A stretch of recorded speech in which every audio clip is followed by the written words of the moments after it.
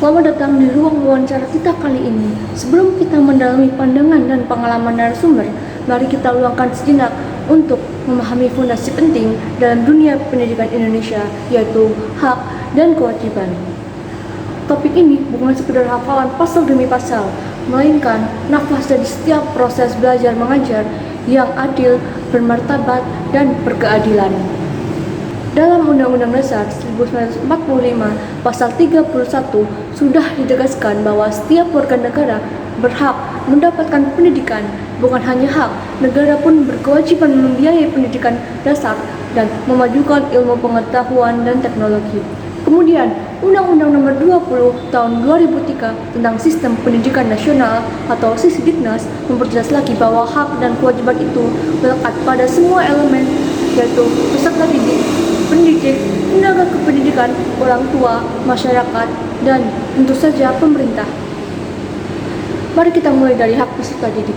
Seorang siswa atau mahasiswa berhak mendapatkan kesempatan belajar yang layak, tanpa diskriminasi, serta memperoleh pengajaran yang bermutu dari guru ataupun dosen yang berkompeten. Ia juga berhak menyampaikan pendapat, bertanya, bahkan mengkritik secara santun demi perbaikan proses belajar. Selain itu, hak untuk mendapatkan akses buku, sarana prasarana yang aman, dan bantuan biaya bagi yang tidak mampu. Di era digital sekarang, hak atas informasi dan literasi teknologi juga menjadi bagian tak terpisahkan dari hak pendidikan. Namun, hak tidak pernah berdiri sendiri. Setiap hak selalu berpasangan dengan kewajiban. Bagi peserta didik, kewajibannya antara lain mengikuti pembelajaran dengan sungguh-sungguh, mematuhi tata tertib sekolah ataupun kampus, menghormati guru ataupun dosen dan tenaga kependidikan, serta menjaga nama baik institusi pendidikan. Lebih dari itu, mereka wajib mengembangkan diri secara karakter, bukan hanya mengejar nilai raport ataupun nilai saja. Tanggung jawab moral seperti kejujuran saat ujian, tidak menyontek, dan tidak melakukan perundungan adalah cermin dari kewajiban fundamental. Selanjutnya, peran pendidik atau guru dan dosen. Hak mereka juga sangat jelas, seperti memperoleh penghasilan yang layak, jaminan keamanan dan perlindungan hukum dalam menjalankan tugas, serta kesempatan meningkatkan kualifikasi dan kompetensi. Tetapi di sisi lain, guru wajib menciptakan suasana yang inklusif, adil, dan mencerdaskan.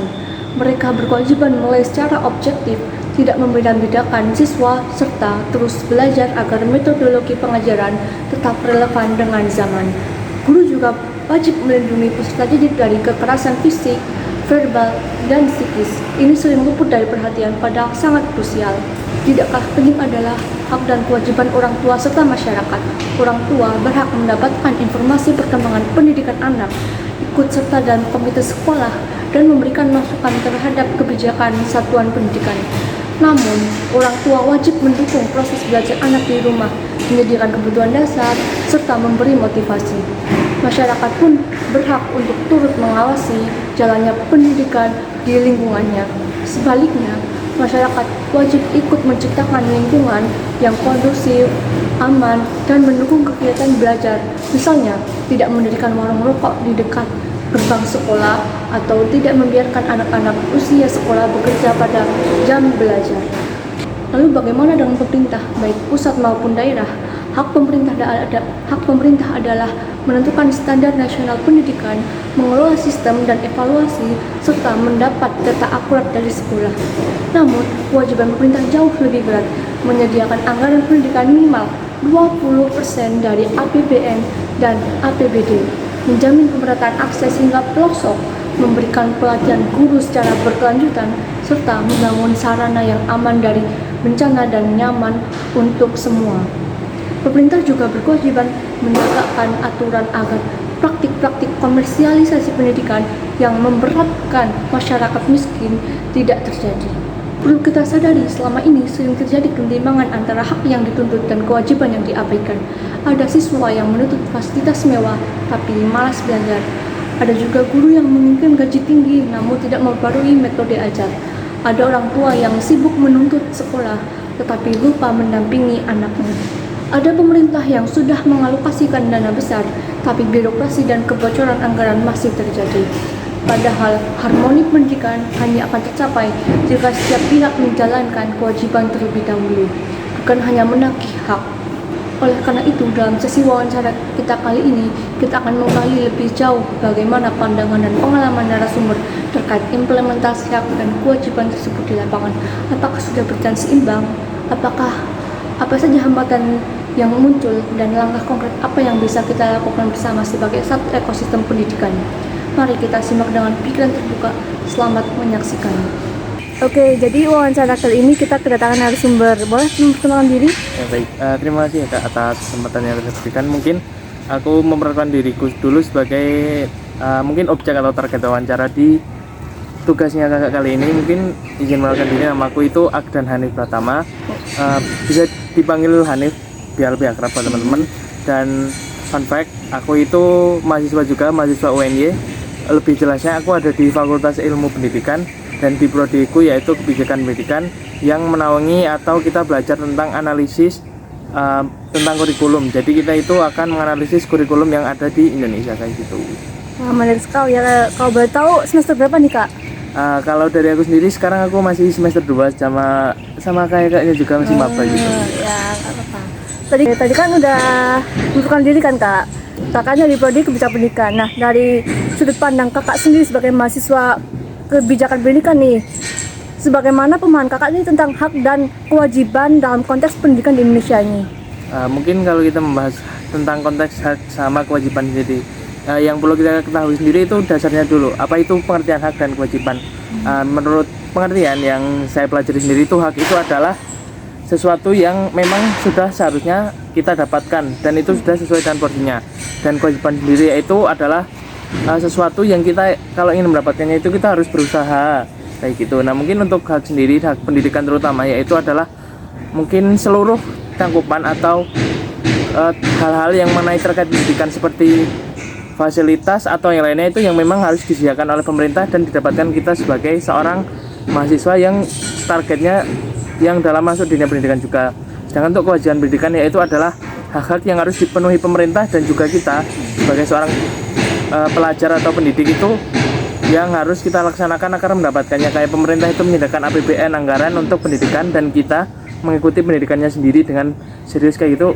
Itu kewajiban yang kita itu saling memenuhi kayak gitu. Oke, jadi kan kalau kebijakan pendidikan pasti kan sering banget survei ke sekolah-sekolah ya Kak. Nah, menurut sesuai pengalaman survei ini, pernah nggak Kakak ini mendapatkan bahwa hak-hak mereka tuh belum terpenuhi gitu? Kalau melihat survei yang saya jalani sendiri, untuk hak-hak yang mereka belum penuhi atau mungkin belum mereka dapat sepenuhnya itu masih banyak ya ketimbang kayak mungkin dari segi fasilitas. Beberapa kan di kurikulum mereka ini banyak sekolah-sekolah itu yang sudah menawarkan bantuan kayak mungkin Smart TV untuk mereka belajar, yang mungkin di daerah beberapa yang saya datangin bahkan mereka itu belum terjamah dengan Smart TV kayak gitu. Apalagi tentang kurikulum yang mereka dapati atau mereka laksanakan itu mereka belum mendapatkan secara intens atau belum mendapatkan penaungan atau pembinaan yang secara intens dan mendalam, baik dari guru sendiri atau dari siswa-siswanya sendiri. Jadi pembinaan yang ada dari pemerintah kepada guru atau siswanya itu sendiri itu belum terpenuhi. Jadi mereka itu nggak tahu apa yang mereka jalani dan kurikulum seperti apa yang sedang mereka laksanakan di dalam pembelajaran tersebut itu sendiri. Kalau menurut pandangan Kak Hanif nih, kalau isu kesetaraan pendidikan di daerah 3T itu gimana?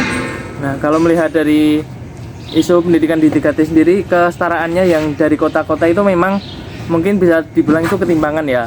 Dimana sendiri asal saya sendiri itu bukan daerah 3T sebenarnya, tapi kan emang agak masuk dan pelosok bisa dibilang. Nah itu jika melihat dengan daerah-daerah atau fasilitas pendidikan yang ada, mungkin kita lihat yang ada di kota Jogja ini, itu memang berbeda. Kayak mereka itu sudah bisa menyediakan guru yang paham penggunaan Smart TV-nya itu sendiri, penguasaan teknologinya sudah baik, pembinaannya sudah cukup, jadi mereka itu paham apa yang mereka jalani.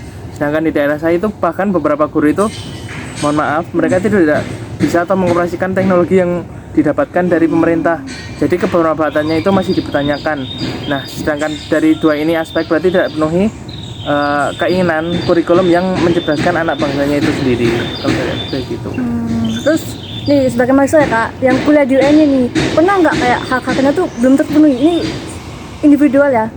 Kalau dari aku mungkin hak-hak mungkin dari fasilitas. Kalau dari aku sendiri merasa cukup terfasilitasi dengan adanya berbagai fasilitas yang ada di UNY. Kayak kalau kita mau ngadain satu kegiatan, insya Allah prodi itu bisa mengusahakan atau menjembatani kita bagaimana sih kegiatan itu biar terlaksana dan benar-benar terwujud gitu. Dan sedangkan kalau mungkin hak-hak lain, hak mungkin tentang finansial juga dari kita yang kayak untuk membayar UKT, yang lainnya menurut aku juga sudah terbuka dengan jelas ya, karena kita bisa tahu UKT kita itu dimanfaatkan dengan apa. Mungkin kayak permohonan yang ada itu dilihat pasti kan ada hasil dari UKT kita juga. Mungkin dari hak finansial dan fasilitas dari aku cukup memenuhi. Mungkin hak yang agak kurang bisa dipenuhi dari universitas ini, hak pribadi kita sebagai hak manusia kita di dunia pendidikan itu. Kita kan kadang untuk bersuara saja itu kita harus ada penekanan. Coba kalau kegiatan itu bahasanya diperhalus lagi, jadi kan kita mungkin hak bersuara kita itu agak dikurangin kayak gitu aja. Oke, terus kakaknya join hima nggak nih kak? Kalau sekarang saya ikut kebetulan di Oke, nah kan tadi kan udah ada hak-haknya sih kak. Nah, kalau dari kita sendiri kewajiban kita sebagai mahasiswa itu apa kak? Nah, mungkin kita membahas konteksnya juga diperluas juga ya, bukan selain mahasiswa, di dalam pendidikan kita sebagai siswa dan juga mahasiswa. Nah, kewajiban kita sebagai siswa dulu, mungkin kita kan sebagai siswa dulu di SD, SMP atau SMA atau SMK sederajat itu kita harus benar-benar bergiat dalam belajar, karena bagaimanapun ada anggaran yang dikeluarkan dari pemerintah kayak dana BOS, dana yang lain-lainnya kayak PIP, mungkin yang dapat PIP. Kita harus memenuhinya dengan yang memanfaatkan anggaran itu dengan baik, belajar dengan sungguh-sungguh, dan yang pastinya itu kita mengukir prestasi. Karena menurut saya itu kalau minimal selain itu, kalau ya minimal kita tidak bisa berprestasi, kita itu harus giat belajar, karena kewajiban siswa itu sendiri ya seperti itu yang mungkin basic. Nah, mungkin sebagai mahasiswa ya kita kan sekarang sudah naik tingkat sebagai mahasiswa, bukan siswa lagi. Ada gelar maha di depannya. Jadi kita lebih dari siswa. Mungkin kita bisa berdampak pada masyarakat. Berdampak dalam masyarakat itu tidak harus kita terjun dengan masyarakat, tapi mungkin kita bisa mengembangkan dari pola pikir mereka. Kayak mungkin kalau kakak kembali ke tempat kakak di Wonosobo atau di daerah asalnya, kita itu bisa mengembangkan mindset kita di mahasiswa di lingkungan, kayak gimana sih ngajak lingkungan untuk bergerak, untuk kerja bakti, ngajak pemudanya untuk gimana. Itu adalah penerapan kewajiban kita sebagai mahasiswa, yaitu berdampak ke masyarakat sendiri. Dan mungkin ya yang saja ya seperti kita itu hak utama kita mahasiswa atau kewajiban kita sebagai mahasiswa yaitu masih tetap sama, yaitu belajar. Karena bagaimanapun kita harus tetap belajar untuk memenuhi kewajiban selanjutnya, dan yang pasti yaitu mengukir prestasi, karena dengan prestasi itu insya Allah itu bisa mempermudah kewajiban kita sebagai mahasiswa itu terpenuhi kayak gitu. Tapi kan dalam prakteknya kan ada ketimbangan antara hak dan kewajibannya. Nah, dari sudut pandang kebijakan pendidikan ini gimana solusinya? Kalau ketimbangan antara hak dan kewajiban itu kan kadang kewajiban yang nggak dijalani sebagai siswa dan hak yang nggak dipenuhi dari pemerintah itu. Mungkin kita membicarakan hak dulu karena itu kan yang paling tinggi toh. Itu asalnya dari pemerintah. Kalau hak sendiri yang emang ketimbangan dan nggak terpenuhi itu memang regulasinya berat, karena itu kan berkaitan dengan pemerintah, yang terkhususnya saat kita SD atau SMP SMA itu kan dinaungan langsung pemerintah atau dinas. Nah, itu ketimbangan itu harus dilandasi atau diperkuat lagi dengan regulasi yang jelas. Jadi guru-guru dan para tenaga pendidik dan tenaga pendidikan itu harus meregulasikan peraturan dengan jelas agar tidak terjadi ketimpangan baik di daerah yang pelosok atau 3T dengan daerah kota.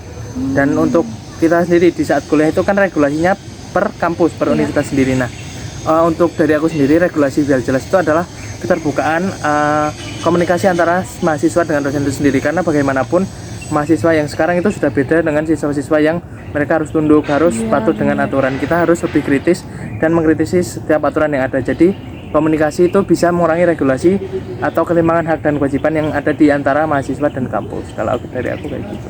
Nah, kalau sepenglihatannya kakak nih, nah tantangan terbesar apa yang kakak lihat nih dalam upaya pemenuhan hak dan kewajiban di dunia pendidikan?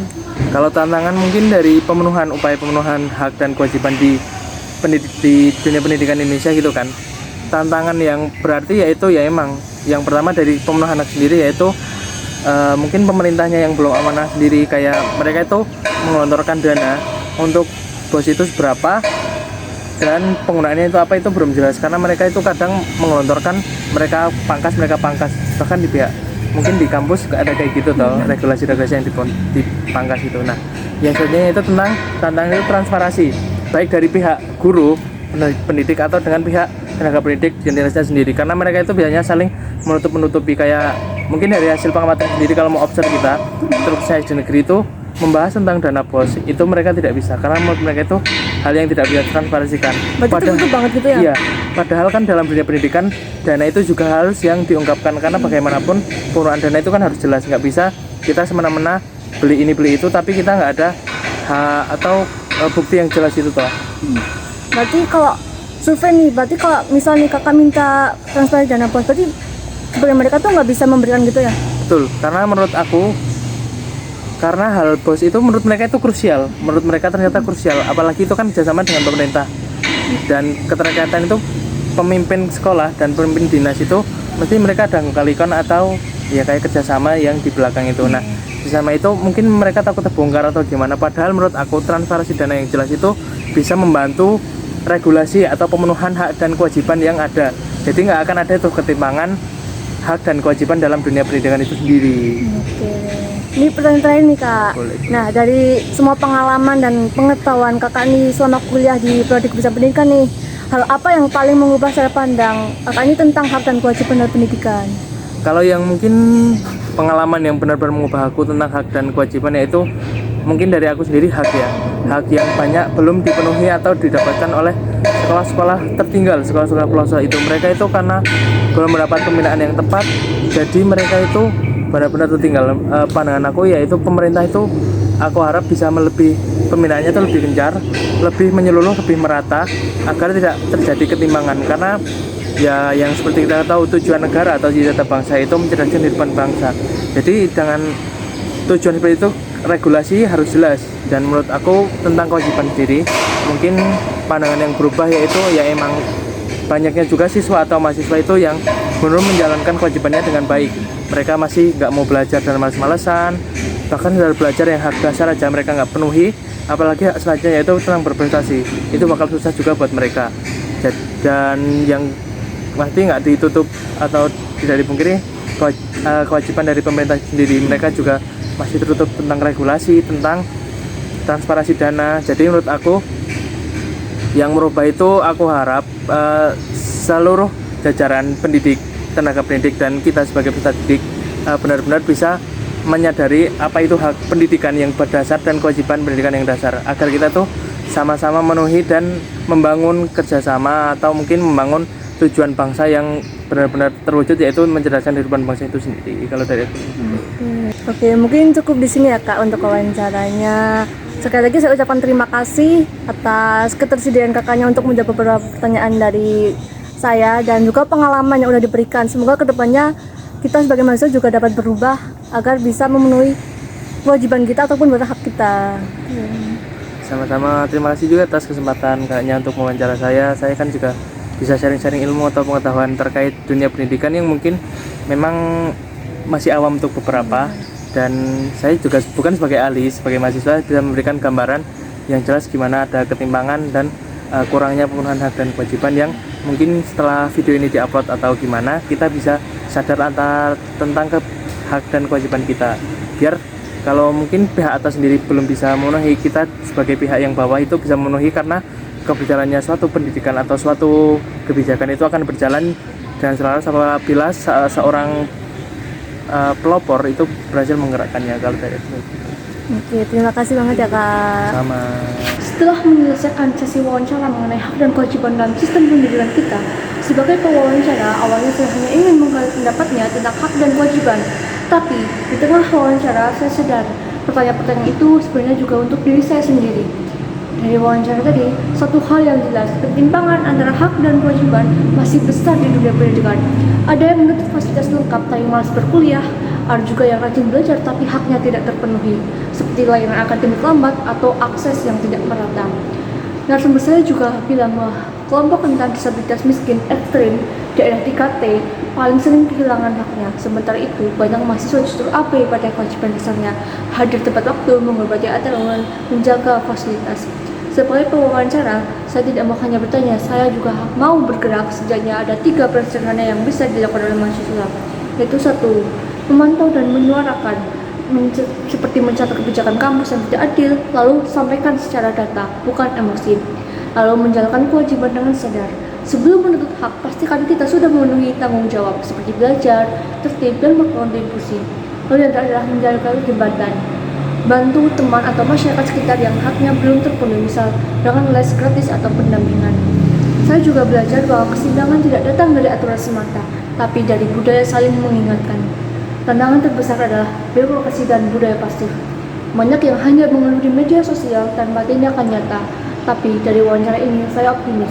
Perubahan kecil dari mahasiswa seperti mengusulkan perbaikan fasilitas secara sistematis atau membangun dialog dengan pihak kampus bisa jadi awal yang berarti.